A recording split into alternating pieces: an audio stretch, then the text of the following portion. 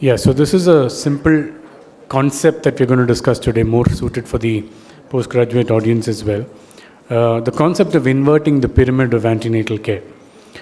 So if you look back at the 19th century, there was nothing called as antenatal care, okay? And all that was there in terms of pregnancy care was delivery care, okay?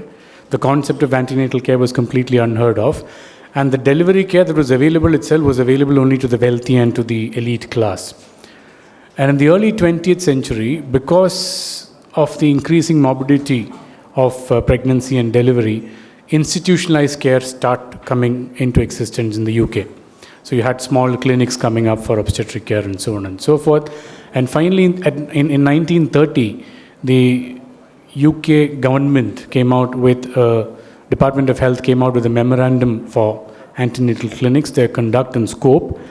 And it is that memorandum that actually came out with this recommended schedule of antenatal care, wherein you see mothers up to 28 weeks every 4 weekly, 28 to 36 weeks every 2 weekly, and after 36 weeks every week till delivery.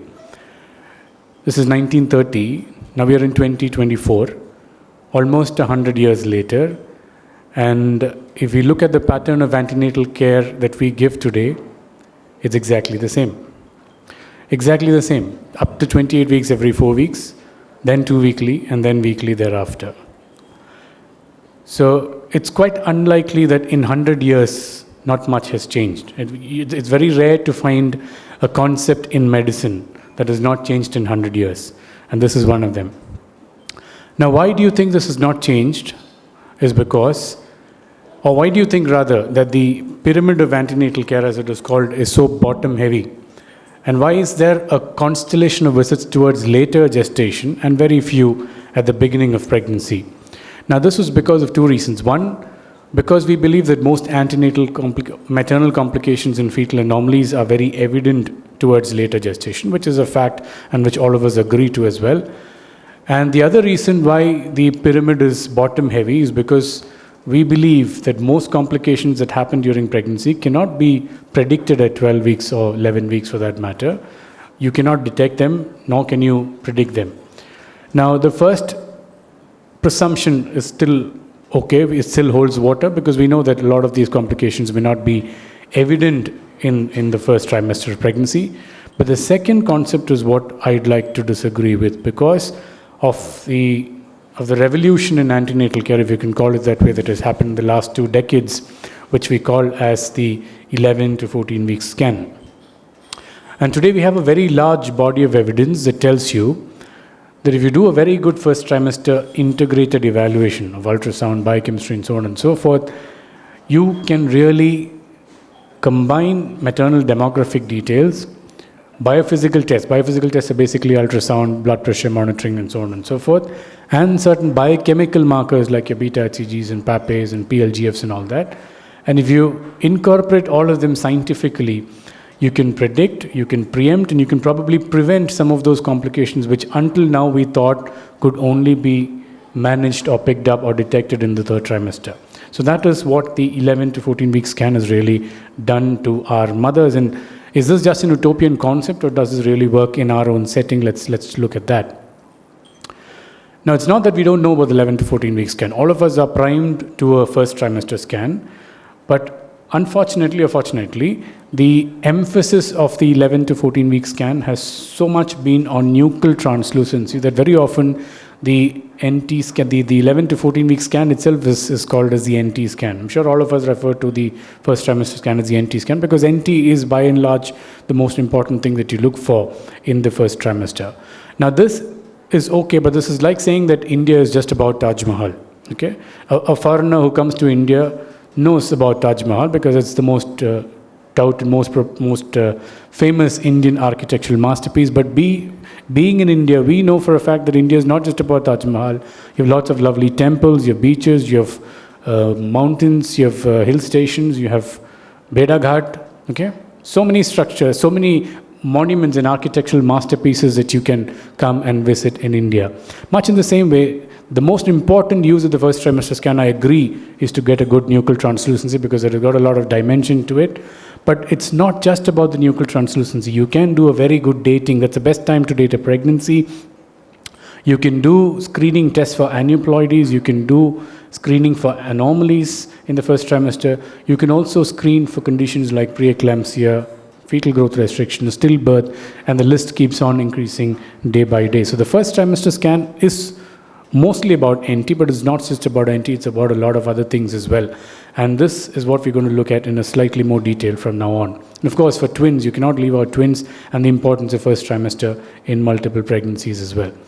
Now, gestational age assessment, it is very, very clear to all of us that the best time to date a pregnancy is in the first trimester, and the best tool is not LMP but CRL. Okay, and the best time we know is 10 to 12 weeks of gestation, and which is why the ISWOG guidelines for first trimester scan says you really do not need a viability scan. All that you can see in the viability scan, you can see at 12 weeks, and you can see a lot more at 12 weeks. So unless there's a very specific indication like a bleeding or any significant concern early on in pregnancy, you can completely do away with the viability scan and do the first trimester scan at the 11 to 14 weeks window. Because you can assess viability, you can assess location, you can assess the number of fetuses, all of that you can do. What you can do at the early viability scan can also be done at 12 weeks, with the addition that you get all the other benefits that I just spoke about. And I don't have to impress upon a house full of obstetricians as to how important accurate dating is in the pregnancy. So if I say that first trimester is the best time to date the pregnancy, it tells you how important a scan can be in the first trimester at that 11 to 14 weeks window for accurate dating. Now, the second benefit, fringe benefit if you want to call it that way, is aneuploidy screening. If you look at choices for screening, there are plenty of them available. We have spoke of some of these in the morning. You have options in the first trimester and the second trimester, and you have options where they combine tests from both the first and the second trimesters. And if you look at all of these and try and compare between the tests, it's very, very clear to us from this particular table that the best screening tests are always that are done in the first trimester, because the detection rates are much, much higher for the same false positive rates. And if you look at the options in the first trimester, it is the combined test with additional markers that can give you detection rates of up to around 95% if done appropriately. So if you talk on screening lines, again, the first trimester becomes the best time to screen because you pick up more and you pick up early. And the advantages of picking up early is that you can offer an early termination in the first trimester rather than a second trimester termination. Now, the third fringe benefit of the first trimester scan is anomaly detection. So we have data that says you can pick up around 70% of all the anomalies that you pick up in the second trimester as early as 12 or 13 weeks. And if you have somebody like Dr. Abhishek who can do excellent 3D scans in the first trimester, your pickup rates might even be around 80% or so. But the data says it's around 65% that you can pick up, and this is a large meta-analysis that also said the same things. And if you look at anomalies in the first trimester, there are some, of course, that you cannot pick up because they don't show up in the first trimester. Some that you can potentially pick up, but there are 6 or 7 anomalies that you should never miss in the first trimester, and that list is what is mentioned there. And if you look at the ISWOG guidelines that tells you that these are the structures that you should mandatorily see in the first trimester, they say you should look at the head, the stomach, the bladder, the cord insertion, and the extremities. Now, the reason why they say that this should be a mandatory anatomy is because if you document all of these 5 images, you have ruled out the always detectable anomalies. Now, if you're good enough at scanning and you extend your anatomy survey a little more to include the intracranial translucency, the spine, the premaxillary or the retronasal triangle, and document the kidneys and the spine as well, you can also detect all of the potentially detectable anomalies. So what am I trying to say here? I'm trying to say here that if you do a good integrated assessment in the first trimester, not just look at the NT, you look at dating, you look at anomaly screening, you look at aneuploidy screening. If you do all that, is what we are trying to say, what we are trying to come to. At the end of it, I'll tell you why it is important to understand each of these to try and invert the pyramid of care. Now let's talk next about anomalies. This is another fringe benefit. We said all of these can be picked up in the first trimester if you do the mandatory anatomy. But I'm going one step further. I'm going to tell you that even if you're not doing the entire mandatory anatomy of the 5 images, With just one good CRL image, you can probably rule out all of these always detectable anomalies, except for maybe major limb defects, because you don't document limbs in the CRL plane. If you don't believe me, let me just give you an example. Anencephaly is the first on the list. This is how your normal CRL would look like, and this is going to be a fetus with anencephaly in the CRL picture. So one CRL picture itself is going to tell you, okay, this baby has a problem. Alobar holoprosencephaly is second on the list. This is normal CRL.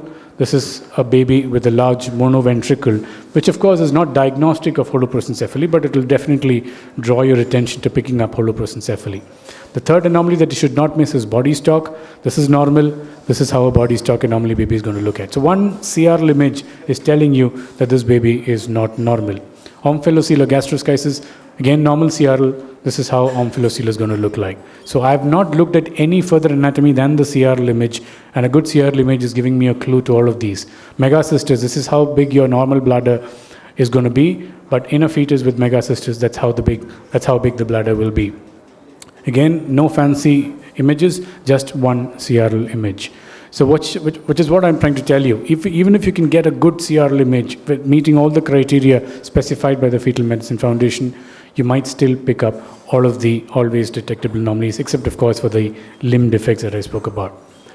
Now the fourth fringe benefit, we have not finished yet with the advantages of the first trimester assessment. The fourth fringe benefit is what you heard Ashita mention in the morning. You can also pick up maternal and fetal complications, which we thought that you could only pick up hypertensive disorders and preeclampsia in the second or third trimester. We are telling you, if you do a proper screening in the first trimester, you can predict preeclampsia as early as 11 weeks of gestation. And any doubts that people had about the efficacy of this was laid to rest after the ASPIRE trial came into the publications. Now the ASPIRE trial, for those of you not very aware of this, was a large prospective multicentric trial of around 30,000 women. It had two parts to it. The first part, they tried to validate a screening test. They made a screening test and they offered this combined preeclampsia screening test, as it was called, to all women at 11 to 14 weeks of gestation. And this combined screening test includes maternal demography, mean arterial pressure, and uterine artery PI, which is what we call as the biophysical markers, and PLGF as a biochemical markers. So as I said at the beginning, you combine all of this, and at the end of the screening, you would detect a population or a subpopulation of mothers whom you think are at high risk for preeclampsia. And this part 1 study said that you can really pick up 77% of mothers who would develop preterm preeclampsia. This was compared to the 5% or the 40% that was in existence up until that point if you screen based on history following the NICE or the ACOG guidelines. So there was a significant jump in the predictive capacity of this test to try and predict the presence or the development of preeclampsia, especially preterm preeclampsia. Now what they did in part 2 of the study was, now you have a subset of mothers whom you think are at high risk for preeclampsia. To that high risk women, you randomize them to receive 150 milligram of aspirin versus a placebo. And the aspirin used was 150 milligram because if you use 75 milligrams, 30% of these mothers develop resistance. You start at 12 weeks because the idea of starting aspirin is not thromboprophylaxis, rather it is to modify the placenta. And to modify the placenta, aspirin has to be started before 16 weeks because placentation cannot be altered because the placentation is complete by 16 weeks. They said stop at 36 weeks because they were not still sure if the aspirin could cause some peripartum complications to the fetus or to the mother. They said take it not in the afternoon but at bedtime, because they proposed that thrombotic events that happen in the mother usually happen at around 3 a.m. in the morning, and therefore if you give aspirin 150 milligram at bedtime, the peak level of aspirin is around 3 a.m. and that is the time you would expect thrombotic events to happen. And they said that if you start aspirin, in the group that was given aspirin, the risk of preeclampsia or term preeclampsia did not come down by much. It was just around 5% reduction in risk. But what was significant was that the risk of preterm preeclampsia came down by almost 62%. So what aspirin does basically is to delay the onset of preeclampsia in those women, so that instead of developing severe preeclampsia at 28 weeks where delivery is not an option, this mother would probably develop severe preeclampsia at 34 weeks or 36 weeks, when you can straight away go ahead and deliver and try and save both the baby and the mother. The risk reduction was even more apparent when you came earlier and earlier in gestation. And at 32 weeks, there was almost a 90% reduction, which means a mother who was destined to develop preeclampsia at 32 weeks without aspirin, if you give aspirin, will probably develop severe preeclampsia at 39 weeks or 36 weeks. So you get much more advanced in gestation, and that does much bigger favor for the babies as well. Now, the last fringe benefit of the first trimester scan would be in multifetal pregnancies, and we have enough data, as was shown earlier, that the best time to do a chorionicity assessment is in the first trimester, again in the same window of 11 to 14 weeks, because you get a sensitivity of 100% and a specificity of 99.8%, which means it is as good as a diagnostic test to pick up chorionicity in twin pregnancies. And the best tool for this, of course, we know is lambda and the T signs. And it's not just that. The best time to label twins as A and B, and we heard of the significance of how to label correctly, otherwise you could go wrong in a subsequent management of those pregnancies. That's what Devashish was trying to tell you. So labeling again is best attempted and best done in the first trimester. You can call twin A and B based on the attachment of the membrane and the sac that overlies the uterus. So what I'm trying to tell you in a sense is that NT scan, of course, is mostly about nuchal translucency, but there are a lot of other fringe benefits to it. So the next time you hear the words NT scan, yes, it is about nuchal translucency, but I also want you to remember that NT is screaming out to you that now is the time. Now is the time for dating the pregnancy. Now is the time for aneuploidy screening. Now is the time for anomaly screening. Now is the time for dating a pregnancy. Now is the time for labeling twins and assigning chorionicity, and now is the time to screen for maternal complications like preeclampsia, stillbirth, fetal growth restriction, and so on and so forth. Now, if we manage to do that, what you achieve is right at the end of your first trimester assessment, you can define patient-specific risks. You know exactly that this mother is a high-risk mother, this mother is a low-risk mother. You don't have to wait till 30 or 32 weeks to label a mother as high-risk. You're doing that right at booking visit or at some time during the first trimester. And if you follow this scientifically, the vast majority of your mothers are going to be low-risk mothers. Okay? And for those low-risk mothers, you don't need to focus and do all of those number of visits that we spoke about, 13, 14 visits, like weekly, monthly follow-ups are not required in these women. You can probably do a good anomaly scan at 20 weeks, and then again reclassify the risk. If she still seems to be low risk, you can probably reduce the number of antenatal visits, and then maybe see her back at 37 weeks for a scan, and then plan a birth, and then make a birth plan at that point in time. The other small cohort where you do all of this assessment and they turn out to be high risk based on your first trimester integrated assessment, you would train all your efforts and all your resources to that particular group, and they are offered specialist care right from 12 to 14 weeks till maybe 36, 37 weeks. Then you formulate a birth plan after that. Now, this is the concept of inverting the pyramid of antenatal care. Rather than increasing the number of visits towards late gestation in the anticipation of trying to pick up complications, you predict these complications very early in gestation. You preempt them by introducing the requirements, the specific requirements that are there, and probably even prevent them by starting drugs like aspirin. So that is the whole idea. You're inverting the pyramid from being bottom heavy to be top heavy. So you train all your resources, all your efforts into the first trimester, do an integrated assessment, triage mothers as high risk or low risk very early in pregnancy, and then tailor the visits as is required to that individual mother.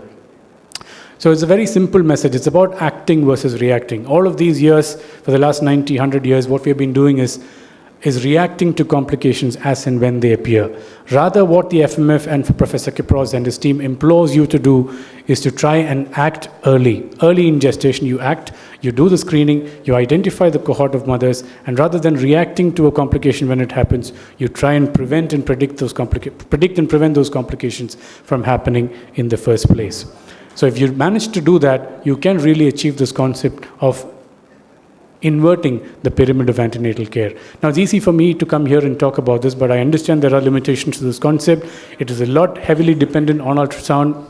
It's also heavily dependent on the labs, so it might not take off as a plan that you can implement from Monday morning, but certainly this is something that all of us need to consider, and this lecture was just to drive home the point that the first trimester is an absolutely important window. Just do not send mothers for just a routine NT scan, but make sure that you use the opportunity in the first trimester to get to patient-specific risk. You identify that high-risk cohort and then train your resources and efforts to that particular cohort of mothers. Now, for these limitations, what you do, you overcome them by what I call as 2 T's. First is to get yourselves trained. And if you don't have the time or the wherewithal to do that, tie up with somebody like D'Pankar sir. He will do it for you wonderfully. Thank you for a very patient listening. Remember, limitations only exist if you let them. Thank you. Thank you. Thank you so much, Dr. Krishnan, for your excellent lecture on inverting pyramid in antenatal cases. Because of lack of lots of things in our country, we are still following the 1930s trend. But now that time has come, we all should try to invert this pyramid and save our mother. It's an excellent talk on how to diagnose. Of course, ultrasound is a major role, but not in all the areas or peripheries available. So the major problem in our country. Later on, I think this type से अभी progress हो रही है अपने देश में, ये भी पूरा हो जाएगा और हम इसको पूरा करने में पूरा सफल हो जाएंगे. Yes. So this is just a concept that I wanted to put across. Yeah. So, yeah. Thank you so much. Thank you so much, sir.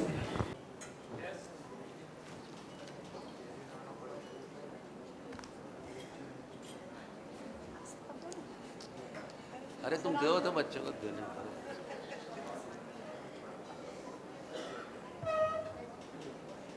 Photo रहेगी तुम्हारी.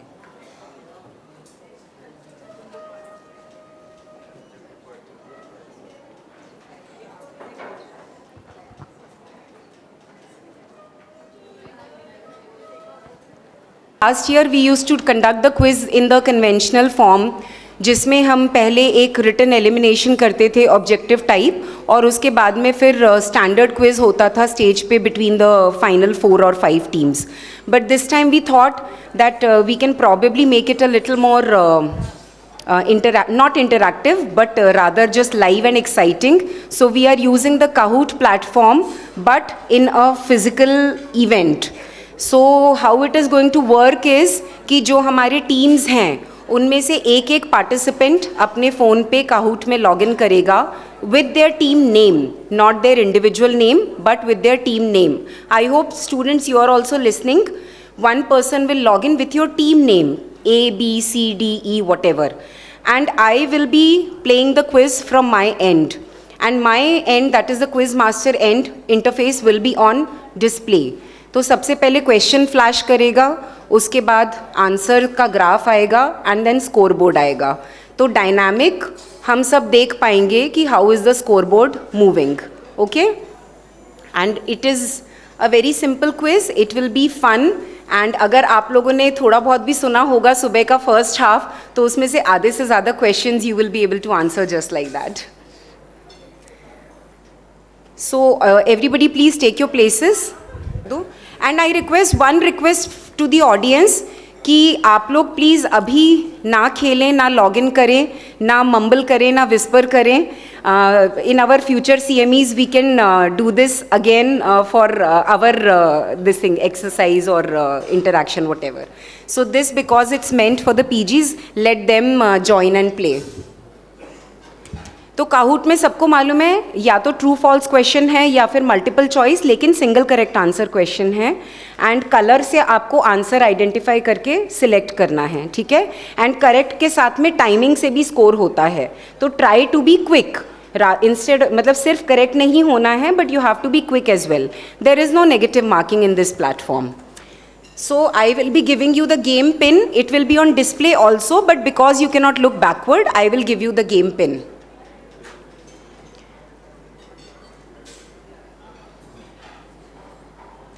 So the game pin for today's quiz is 10085. Log in with your team name, A, B, C, D, E, whatever. Once all 5 have logged in, we will start. 10085.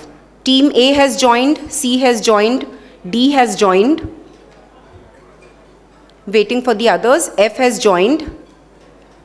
So please don't be surprised or shocked. ये actually में हमने H तक की तैयारी रखी थी, but few students couldn't be here, तो इसीलिए ये random team numbers हैं. So team A, please identify yourself. Ayushi and Deepika from AIMS Bhopal. Mahi and Shraddha, what is your team number? C. And once again, we are extremely grateful to D'Pankar sir for initiating this activity, for encouraging our postgraduate students, the young budding doctors. So the first round is just a little bit about introduction. आप सबको question दिखेगा, you have to answer in your phone, okay?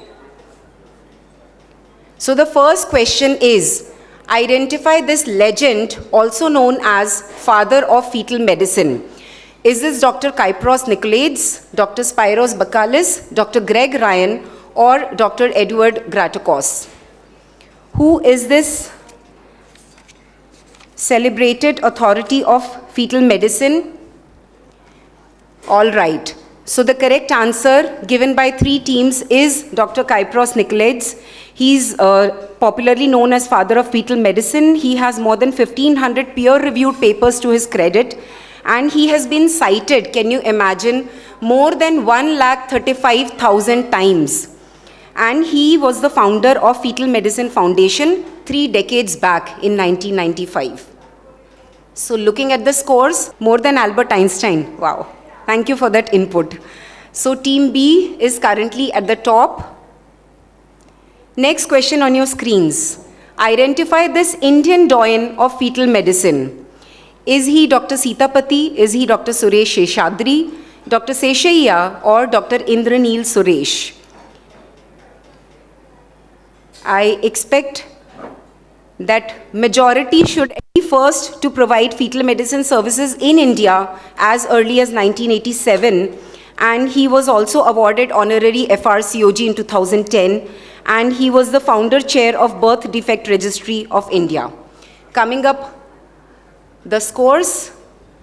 So team F is catching up, team B continues to lead. Next question. I think this should be an easy one. Which layer or tissue is not derived from ectoderm? See, all the cell origins do become important, especially when we are trying to correlate common pathologies.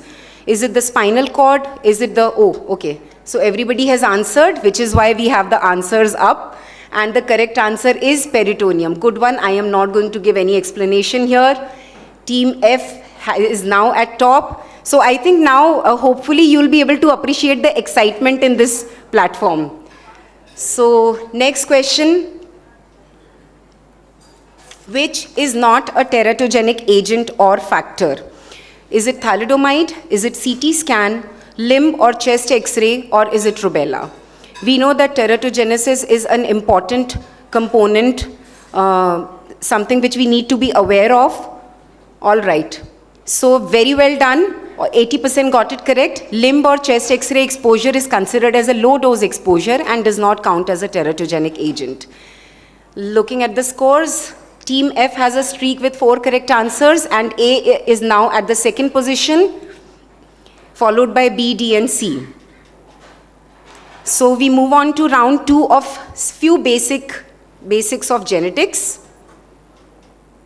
First question in this round, which is a wrong match or a set? I expect this also should be an easy one. Down syndrome T21, Turner syndrome XXY, Edward syndrome, see, I told you.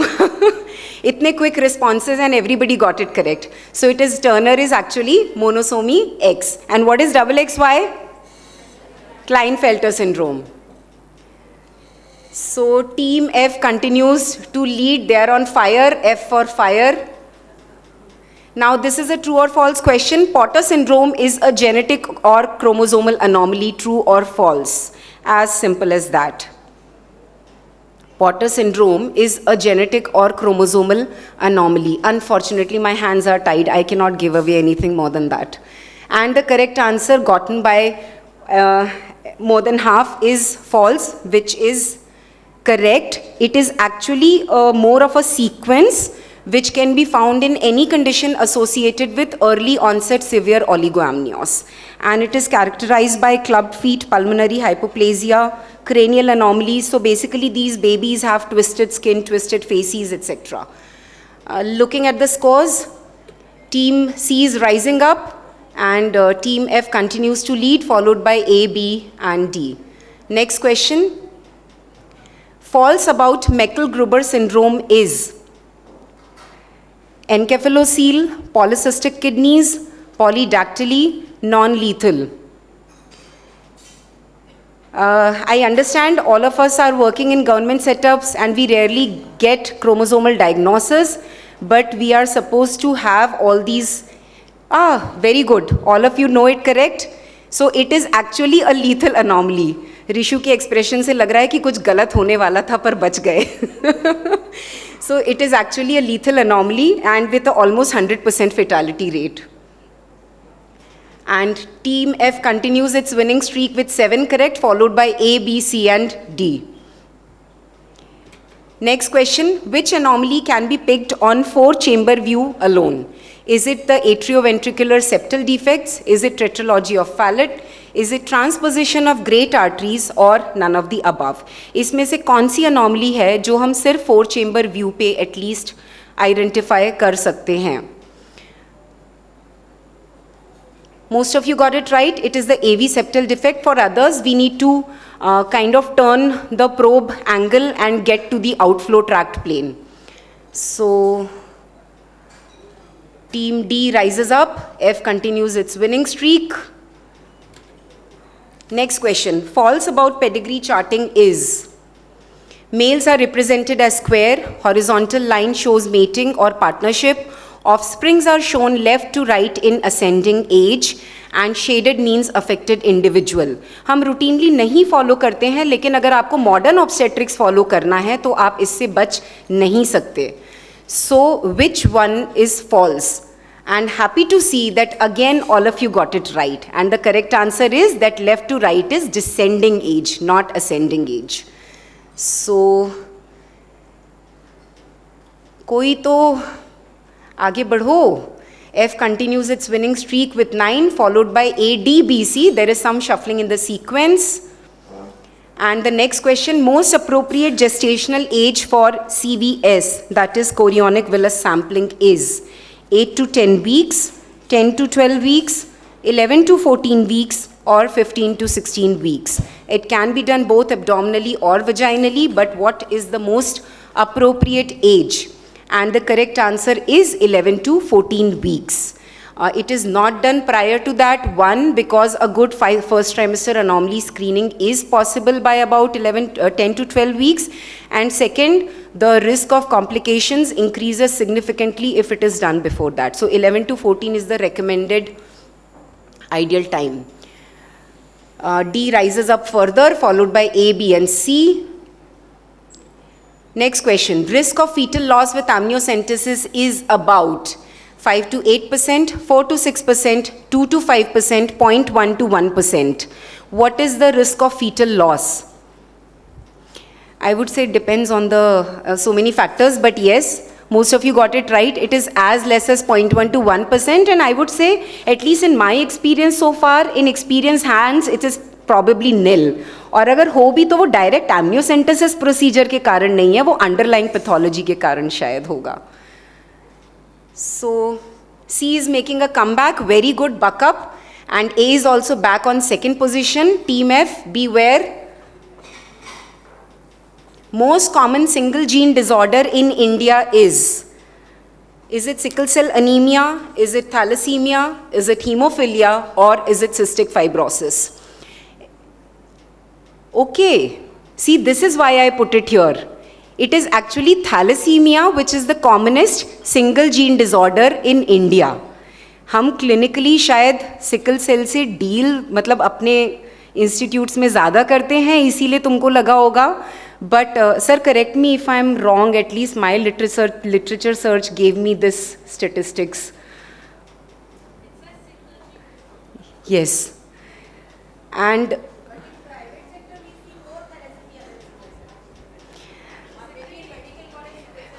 Ma'am शायद वो obstetric complications के कारण we see a lot of women with sickle cell anaemia.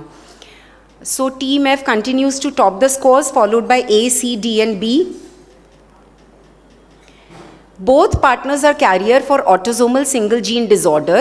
The risk of child being affected would be 0%, 25%, 50%, 75%. Again an easy one. I expect 100% correct here.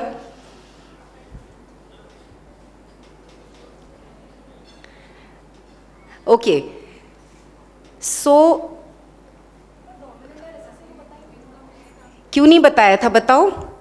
क्योंकि career word आता ही तब है जब recessive होता है. Dominant में सीधे अफेक्टेड वर्ड यूज होता है. So that was the catch in the question. Okay, and I think one team did not answer. See, there is no negative marking. So take a shot at least. Don't let the question go.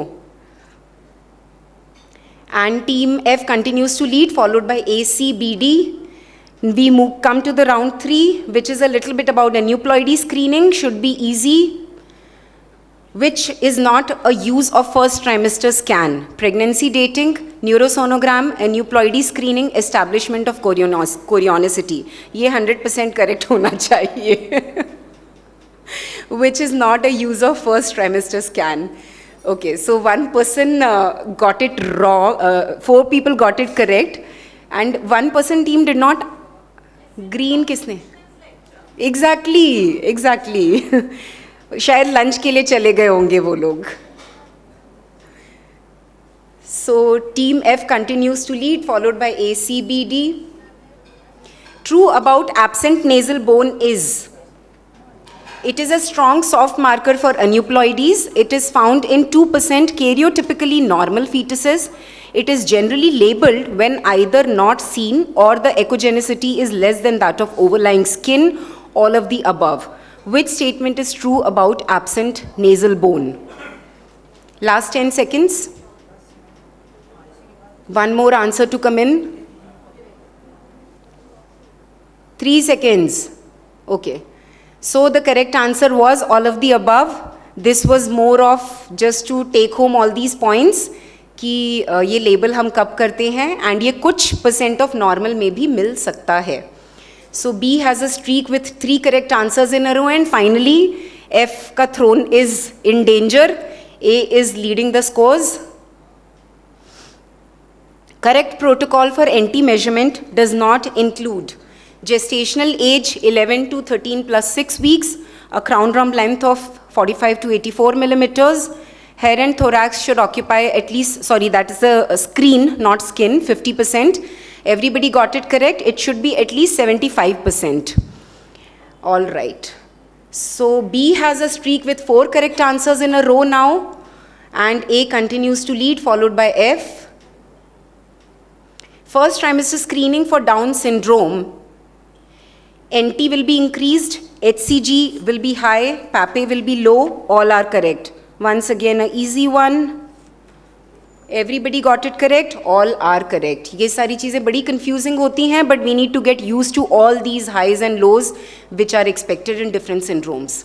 Team A continues to lead, followed by F, C, B and D, and 3 players have reached an answer streak of 5.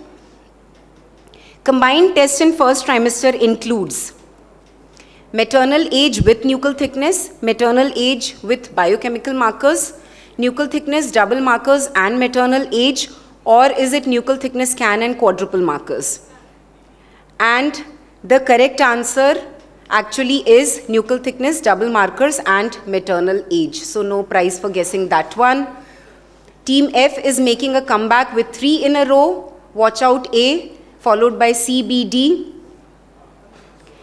True statement about NIPT is, again, if you were listening to that wonderful debate today morning, easily available and affordable test, high sensitivity for T21, diagnostic for aneuploidies, ideal time to perform test is less than 9. And yes, the correct answer was that it has high sensitivity for T21. It is still not easily available and affordable, not yet in our country. It is not diagnostic by any means. Therefore, we should be referring to it as NIPS in everyday practice. And the ideal time to perform is, like everybody said, postpartum tak bhi kar sakte hain. So the scores F is coming back at the first position, followed by C. C has the highest answer streak of 7. Now a little bit about fetal growth restriction. This is the 4th round. Which is true for fetal growth restriction? Defined as inability to attain genetically determined growth potential. Universal cutoff for weight is used to classify as FGR. Abdominal circumference less than 35th centile is used to label small fetus. All of the above. Which is true? And the correct answer was, see, this was a question with a catch, confuse करने के लिए. Generally हमारी tendency होती है all of the above, none of the above select करने की. But actually में FGR, it is now clear that it is simply inability of that particular fetus to attain its own growth potential. C has the highest answer streak of 8, followed by A, F, B and D. FGR contributes to what percentage of all stillbirths? 37%, 45%, 50% or 62%? We encounter a lot of stillbirths and most of them are labeled as unexplained. And yes, two teams got it right. It contributes to about 50% of all stillbirths. C has a streak with 9 correct answers, followed by A, F, B, D. In presence of normal umbilical artery Doppler at 32 weeks, the recommended interval for Doppler studies would be daily, weekly, bi-weekly or fortnightly. The umbilical artery Doppler, see this we are talking about FGR. The fetus has a normal umbilical artery Doppler. What would be the frequency of umbilical artery Doppler study? And the correct answer was weekly. So, team A is back on first position, followed by C, F, B, D. Now this is a true or false question. Mean uterine artery PI more than 95th centile and PAPE less than 0.4 puts the patient under risk of preeclampsia and subsequent FGR. Is it true or false? Once again, we had an excellent deliberation and everybody got it right. I am happy because this is what you will have to practice. It is true. So team A has a streak with 4 correct answers in a row. Pathological FGR fetus with normal uterine artery Doppler and abnormal umbilical artery Doppler develops a umbilical to MCA ratio less than 1 with normal ductus venosus flow. Will you deliver immediately? Will you wait till 38 weeks? Will you deliver if acidosis develops or at 34 weeks, or will you deliver at 36 weeks? And the correct answer was, majority of you got it right, that we would deliver this baby earlier if acidosis develops or at 34 weeks. We will not wait further. Team A has the highest answer streak of 5 and followed by C, F, B, D. Next round is on multiple gestation and infections. This also should be easy. Fetal infections account for approximately 5% of FGR. Commonly associated infection is CMV, HBV, rubella or toxoplasmosis. Which fetal infection is commonly associated with FGR? Last answer to come in. And we have 10 more seconds to go. And the correct answer is CMV. Team A continues its winning streak. True or false question? In selective FGR affects 21% of multifetal pregnancy and occurs more commonly with dichorionic placentation. Is this statement true or false? We heard Devashish sir and the correct answer is false. Team A continues its winning streak with 7 correct answers in a row. About congenital rubella, all are true except diagnosed when infant has high IgM at birth, diagnosed when IgG antibodies persist till about 6 months. Fetal defects common with this syndrome are deafness, cataract, cardiac defects. Major defects occur with infection after 16 weeks of gestation. This again should be an easy one. And the correct answer was, panel में नहीं थे आप लोग. Major defects occur when the infection occurs before 16 weeks of gestation, that is in the first trimester. So team A has a streak with 8 correct, followed by C, F, B, D. We are coming towards the end of the quiz. Most common cause of TAPS is, that is a twin anemia polycythemia sequence, spontaneously occurs in monochorionic twins, presence of minute residual anastomosis. It is a genetic syndrome in one fetus, or it is because of fetal congenital infections. Which is the correct answer? Again, Devashish sir पढ़ा के गए हैं ये आज. And the correct answer was presence of minute residual anastomosis. The bigger ones give rise to TTTS. Team A has a streak with 9 correct answers in a row. Not true about determination of chorionicity is, best determined between 11 to 14 weeks period of gestation, monochorionic with T sign and dichorionic with twin peak lambda sign, both T and lambda almost 80% sensitive. Gradual loss of lambda occurs with regression of chorion frondosum. Which statement is not true about determination of chorionicity? And the correct answer was sensitivity. अभी थोड़ी देर पहले विवेक sir ने पढ़ाया था that it is as good as diagnostic because it has 100% sensitivity. Team A has a streak of 10 correct answers. Now, impact of maternal health, a couple of questions here. At HbA1c of 7 to 8.5%, what is the risk of congenital anomaly in the fetus? Is it 20 to 22%? Is it 12 to 15%? Is it 5 to 7%? Or this fetus has no additional risk? At least, good. So the correct answer was actually 5 to 7%. There is a definite increased risk, but not very high. So we have to be cautious in our counseling and advice on termination of pregnancy. And Team A continues to lead the scoreboard. This is a true or false question. Routine prophylactic anti-D administration can reduce sensitization to as low as 0.1%. True or false?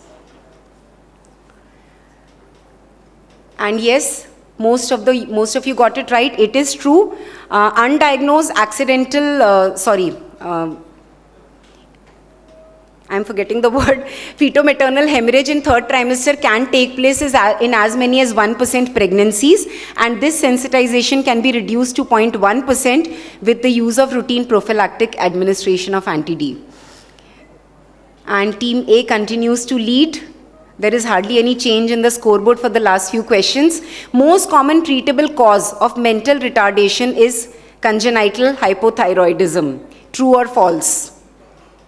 True. Probably one of the reasons why we obsess so much about thyroid disorders in pregnancy. So Team A continues to lead. I think that brings us, most common cause of IUFD is diabetes in pregnancy, infections, unexplained, or placental abruption. Which is the most common cause?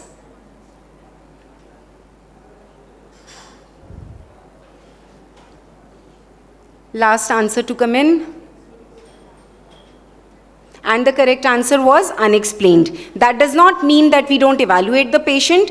Before you discharge the patient or in your follow-up, you have to try to look for the treatable causes of this fetal demise. 4 players have reached an answer streak of 3 and some shuffling, A, C, B followed by D and F. That brings us to the last round with 3 questions in this round. Miscellaneous. Which is not a minimally invasive fetoscopic procedure? Umbilical cord ligation, exit procedure, laser photocoagulation of placental anastomosis, or posterior urethral valve ablation. Which one of these is not a minimally invasive fetoscopic procedure? 10 seconds for the last team to answer.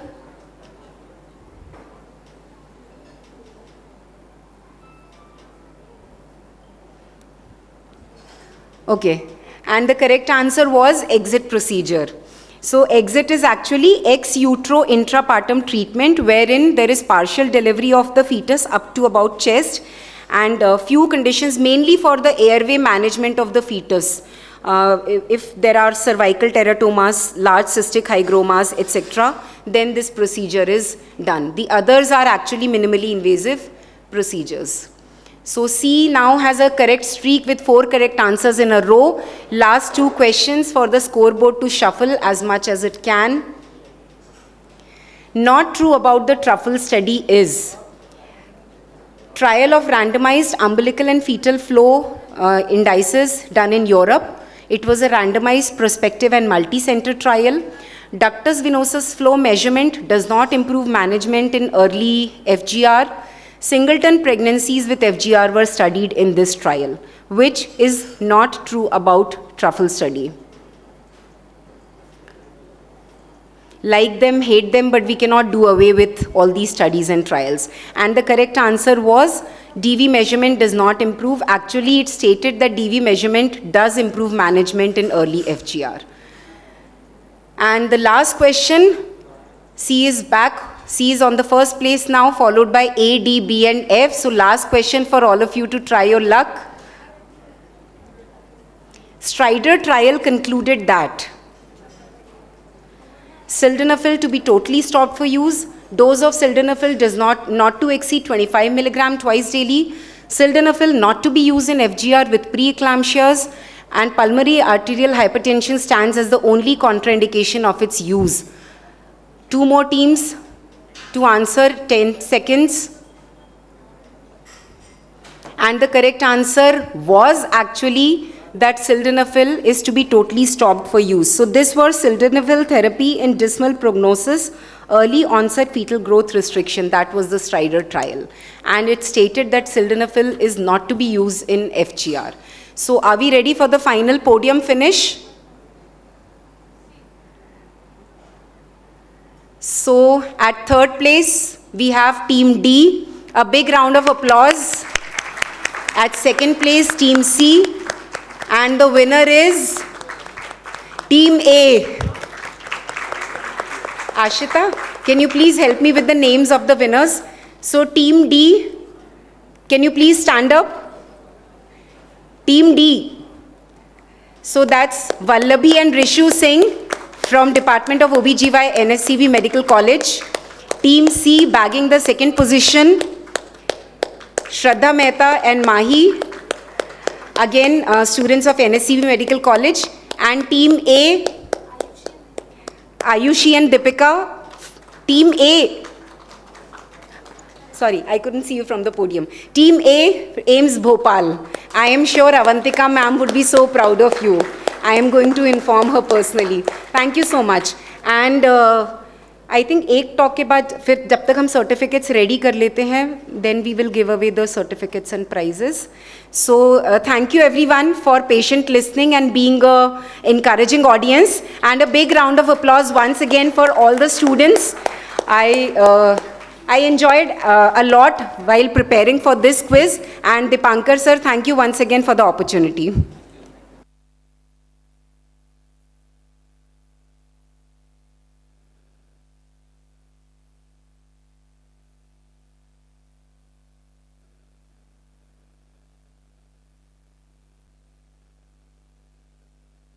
I request chairpersons of our next session, Dr. Chitra Jain Madam, Dr. Sulekha Devani Madam, Dr. Ranjana Gupta Madam, and Dr. Alka Agrawal Madam to please join us to take the proceedings further. And the first session will be by Dr. Shweta Pathak, who will be speaking on umbilical cord banking. Dr. Shweta is a pediatrician and she is a pediatric hematologist, and we had a journal club few days back and she talked on stem cell transplant. She actually running a department in medical college for stem cell treatment in, I think I am correct, stem cell treatment for thalassemia patients. And start, sir. Currently, I am doing pediatric oncology in Medical College, Jabalpur. Hi, everyone. I am Dr. Shweta Pathak. I have started pediatric oncology ward in Medical College, Jabalpur. At present, we have 150 patients registered, and I am also practicing pediatric hematology. And we are about to start bone marrow transplant unit at Medical College, Jabalpur. So the unit has already been established. We are just waiting for some equipments to come so that we can start that unit very soon for all of you. Thank you very much for this opportunity. So we wish to listen from Shweta. We all obstetricians, we have been, whenever our patient is about to deliver, there are few people that cord blood stem cell banking kara lijiye. So how much is the rationale behind that, and what is the utility of those stem cell preservation? Will they be used later on for transplant therapy and all? Everything will be, I think, clear after Dr. Shweta's lecture.